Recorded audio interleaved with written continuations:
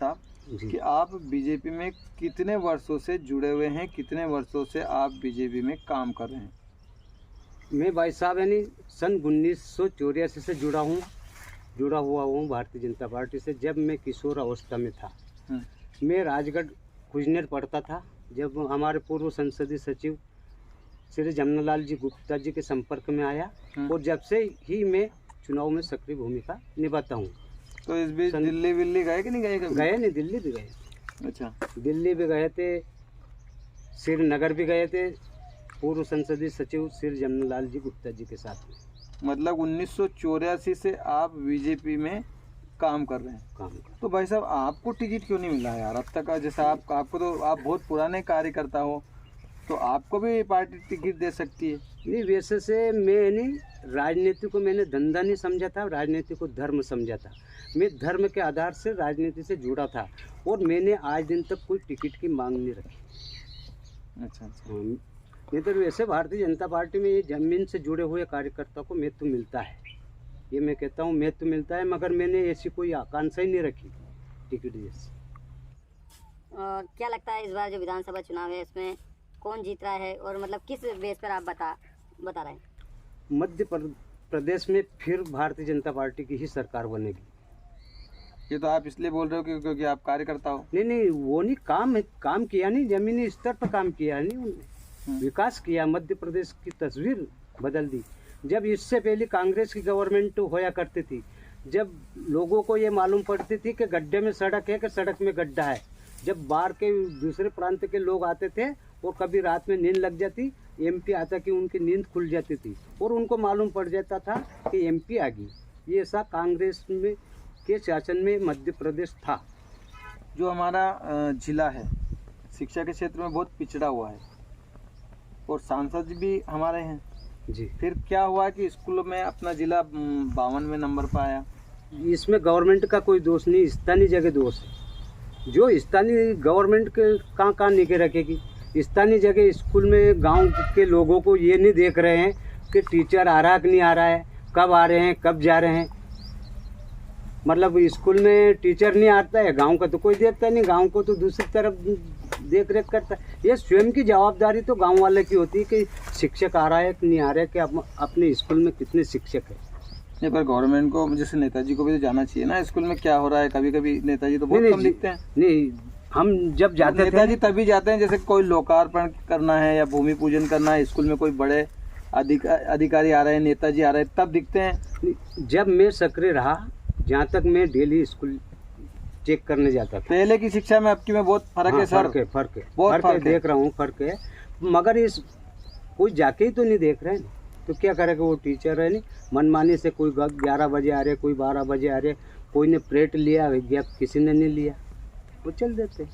तो ये इसमें गवर्नमेंट का दोष नहीं है, स्थानीय लोगों का दोष है कि उनको देख रेख करना जरूरी है। अभी प्राइवेट स्कूल में देखो आप, कितनी अच्छी पढ़ाई होती है, देख रेख करते हैं। वो जब ये फिर सरकार में जाते हैं, अपना लड़का स्कूल जा रहा कि नहीं जा रहा, उसकी भी कोई फर्क नहीं, क्योंकि उसमें पैसे तो लगते ही नहीं है। तो इसमें कुछ कमी पालक की भी है, कुछ शिक्षकों की।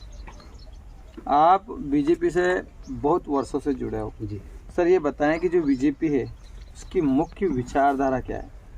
बीजेपी की मुख्य विचारधारा है समाज सेवा, और समाज के अंतिम छोर पर खड़े हुए व्यक्ति की सेवा करना, दरिद्र नारायण की सेवा करना, हर वर्ग का विकास करना और राष्ट्र की सेवा करना। तो सर लिम्बोदा में पालदेखेड़ी के रास्ते पर लोगों ने अभी चुनाव का बहिष्कार का वोट लगाया था कि अगर हमारा रोड नहीं तो वोट नहीं। जैसे आप बीजेपी के वरिष्ठ कार्यकर्ता हो, तो आप चाहेंगे कि वहाँ की जो समस्या है वो खत्म हो? बिल्कुल, वहाँ की समस्या ग्राम लिम्बोदा में प्रथम प्राथमिकता रखेगी कि सबसे पहले वो समस्या हल हो।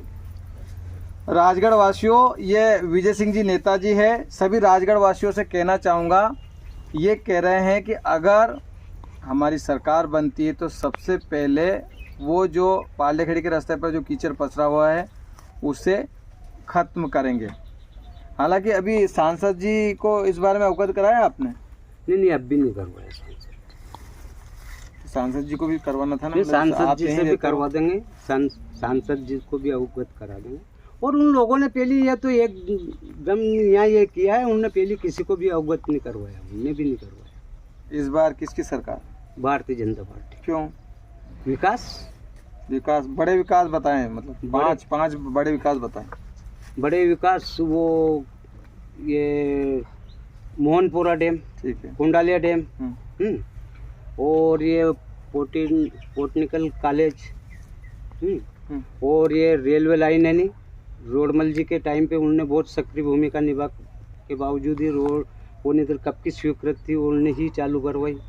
पर सर कांग्रेस ये बोल देती है कि ये जो आपने बताया ये काम हमने शुरू किए, आप बोलते हो हमने किए, फिर जनता तो कंफ्यूज है ना। नहीं, वो कांग्रेस वाले के चश्मा अलग लगा हुआ है, उनको भारतीय जनता पार्टी के काम तो दिखता ही नहीं है। वो चश्मा उनकी क्या है, जैसी दृष्टि वैसी सृष्टि दिखती है, उनकी दृष्टि विकास की ओर है ही नहीं, तो विकास कहाँ से दिखेगा? कांग्रेस और उसके चश्मा है नहीं, अलग ही लगा हुआ है। मामा जी अभी लाडली बहना योजना लाए जी, आपको नहीं लगता है चुनावी जुमला है? नहीं, वो तो बहनों के लिए स्वयं कामकाज के लिए नहीं, महीने भर उनका खर्च चलाने के लिए दिया, आत्मनिर्भर बहनों को आत्मनिर्भर बनाने के लिए। ये तो चुनाव अब आया, वो बहनों के लिए लाडली लक्ष्मी, लाडली बहना, मुख्यमंत्री कन्यादान योजना, ऐसे मुख्यमंत्री जी की तो ऐसी ऐसी योजना है कि उससे बहुत बड़ा फायदा हो रहा है। ये बताइए कि एक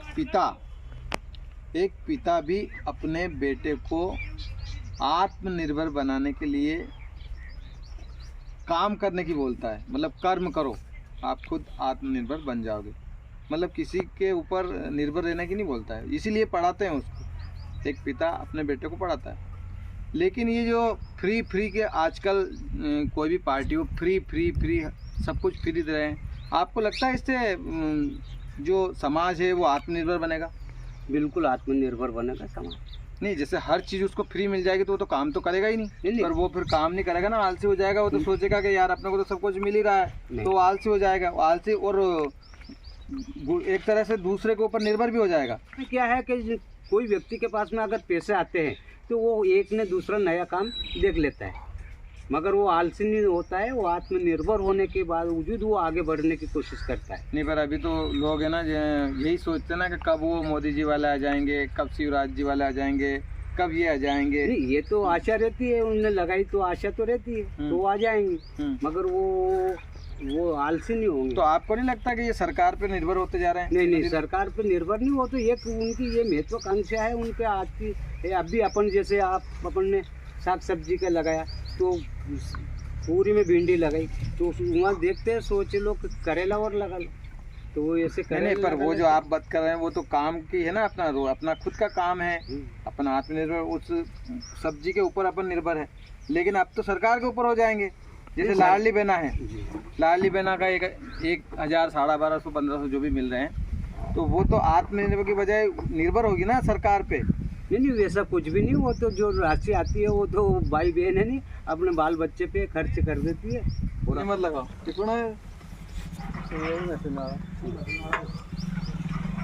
पीछे बता जी। अरे आड़ो हाँ, खड़ो मत बना आड़ो मत।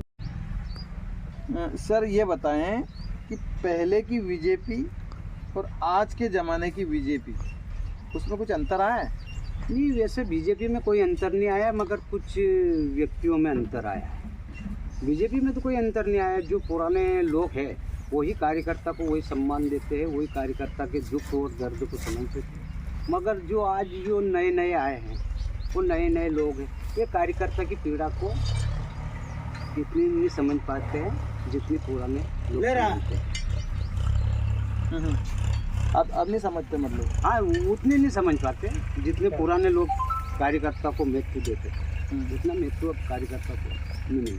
तो जो लोग कांग्रेस छोड़कर बीजेपी में आते हैं उनको ज़्यादा सम्मान मिलता है या आपको मिल रहा है? नहीं, वैसे जो कांग्रेस छोड़ के बीजेपी में आते हैं उन लोगों को तो हम स्वागत करते हैं कि आज वो बीजेपी की विचारधारा से प्रभावित होकर और कांग्रेस को लात मारकर भारतीय जनता पार्टी में आ रहे हैं, तो उनका तो स्वागत करते हैं। अगर कोई जनाधार वाला व्यक्ति है तो उसको महत्व भी मिल जाता है, मगर उनका स्वागत है। नहीं, पर जैसे अपन वर्षों से अपन झंडे उठा रहे हैं और कांग्रेस पार्टी से कोई भी आज आया और उनको टिकट मिल गया, विधायक बन गए, और अपन तो वहीं बैठे हैं। नहीं, वो अपन वहीं बैठे, अपना इतना सोच नहीं। अगर वो आए, अगर कोई वो जनाधार वाला व्यक्ति है, अगर उनको महत्व मिलता है, अगर वो भी भारतीय जनता पार्टी में आके मिला, तो वो कट्टर प्योर भारतीय जनता पार्टी का हो चुका है और उसकी विचारधारा भी गुलमुल चुकी है भारतीय जनता। जिले में नेताओं से शिकायत है आपको किसी की? नहीं, कोई किसी नेता से शिकायत नहीं, किसी से भी नहीं? किसी से नहीं। अच्छा। और ये जो गुटबाजी बीजेपी में देखने को मिल रही है, ये तो कोई गुटबाजी नहीं है, कुछ चापलूस लोग रहते हैं जो नए नए आए हैं, उनको एक दूसरे की चरण वंदना करना, एक दूसरे की जय बोलना, एक दूसरे पे छीटाकशी करना, ये हमारा मकसद नहीं है। हमारे सभी भारतीय जनता पार्टी के वरिष्ठ, श्रेष्ठ और नए कार्यकर्ता सभी समान हैं, सभी एक समान है। भारतीय जनता पार्टी किसी को भी टिकट दे, हमारे कमल का फूल है, वो कमल का फूल जिंदाबाद है। जो कुछ अवसरवादी आते हैं, वो लोग बाग एक दूसरे की चरण वंदना कर देते, वो उसकी जय बोलते, वो उसकी जय बोलते, वो ना वो नेता ऐसी सोचते, नेता को भी कुछ नहीं करना, उनके तो भारतीय जनता पार्टी ही जिंदाबाद। ये तो कार्यकर्ता एक दूसरे से। कांग्रेस को चुनौती मानते हो आज? नहीं, कोई चुनौती नहीं है कांग्रेस। नहीं, पर कांग्रेस भी बड़े दावे कर रहे हैं कि 5 की 5 सीटें जीतेगी। ये वैसे बीजेपी के मुकाबले में कांग्रेस है ही नहीं। अच्छा। कांग्रेस बीजेपी के मुकाबले में नहीं, बीजेपी के सामने कोई चुनौती नहीं है। चलिए ठीक है, बहुत बहुत धन्यवाद। ठीक है, धन्यवाद।